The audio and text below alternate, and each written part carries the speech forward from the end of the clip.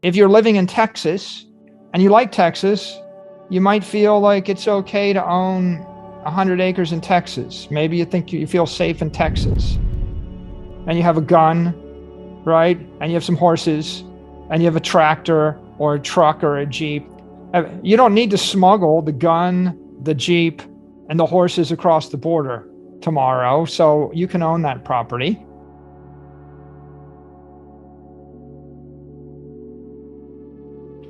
And you feel like, well, Texas is not going to impair the value of my land, so I guess I'm okay there. I feel like the circumstances of the individual and common sense will dictate your property distributions.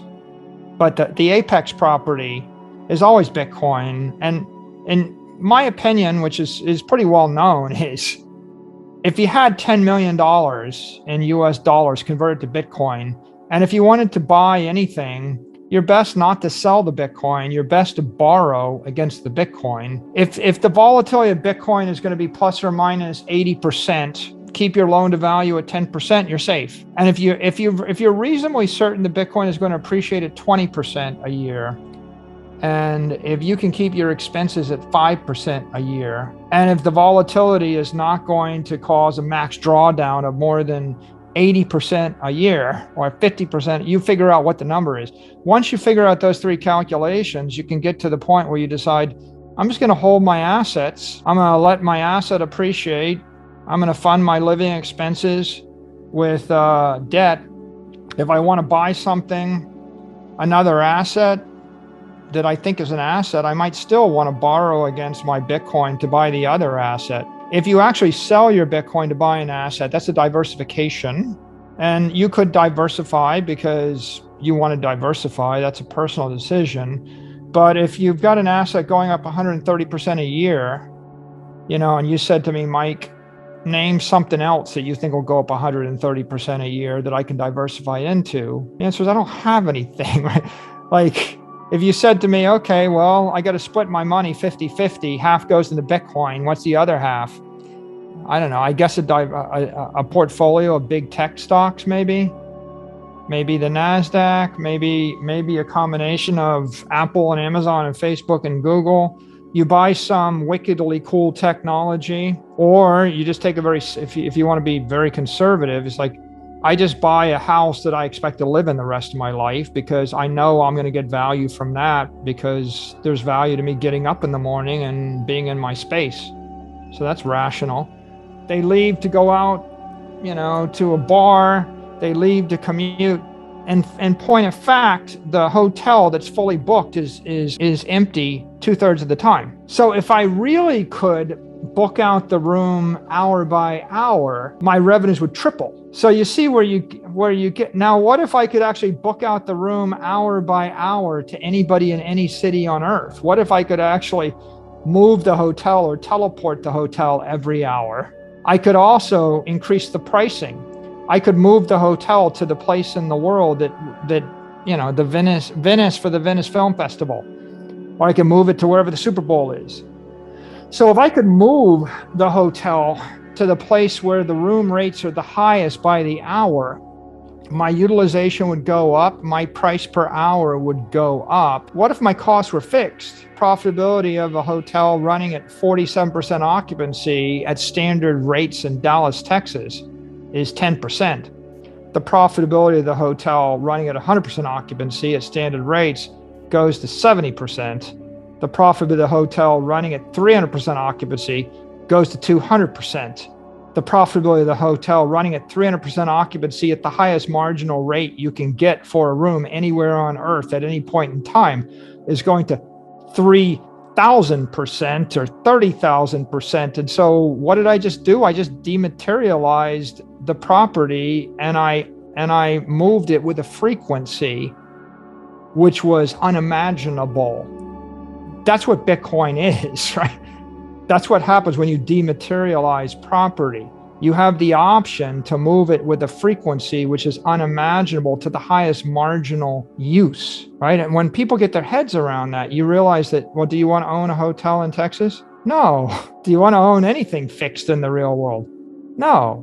But I don't expect $1 million house to be worth $1 billion in 20 years. But there are people that put $1 million in Bitcoin and will make $1 billion off of it by holding it. It's a very simple principle, right? Which is your house in Texas isn't universally appealing to everybody with money on earth.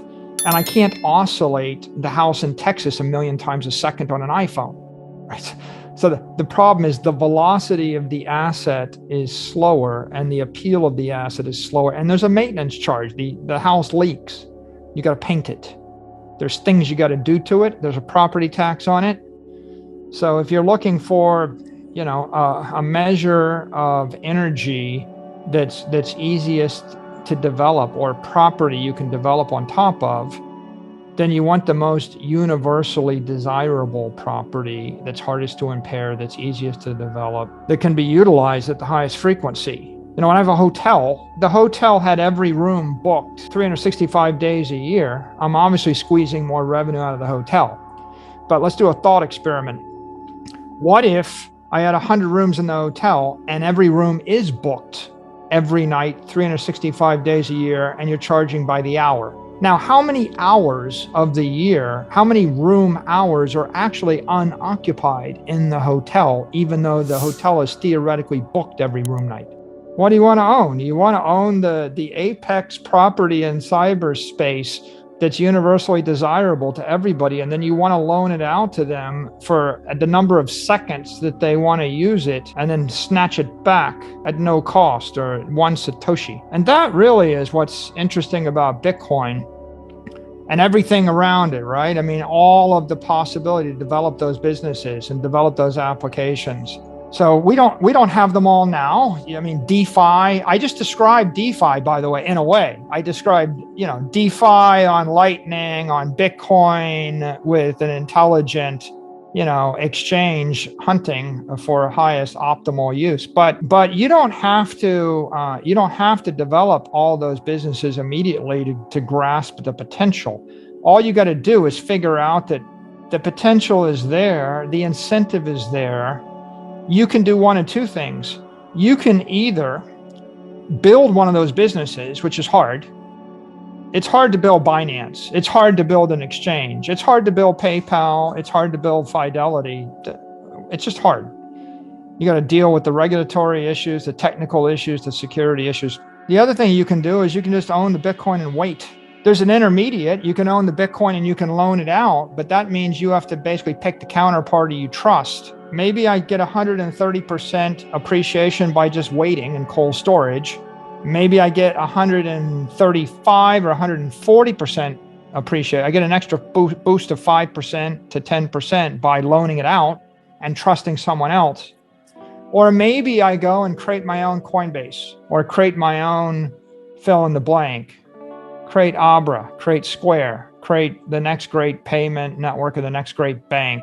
And maybe if you're really good and you work really hard, you'll create something worth billions and billions of dollars, but that's a different thing. That's industry. You have capital, you got to invest it. If I lived 200 years ago, if you go back ex post facto, if I had a priori knowledge, I would go back and buy Manhattan in 1900.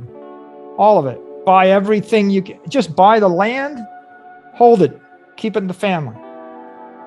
Right? That would be a good idea. Buy apex property 100 years before everybody else has to move there and wait. That's what I would do then. Today, knowing what we know now, I would buy the apex property in cyberspace.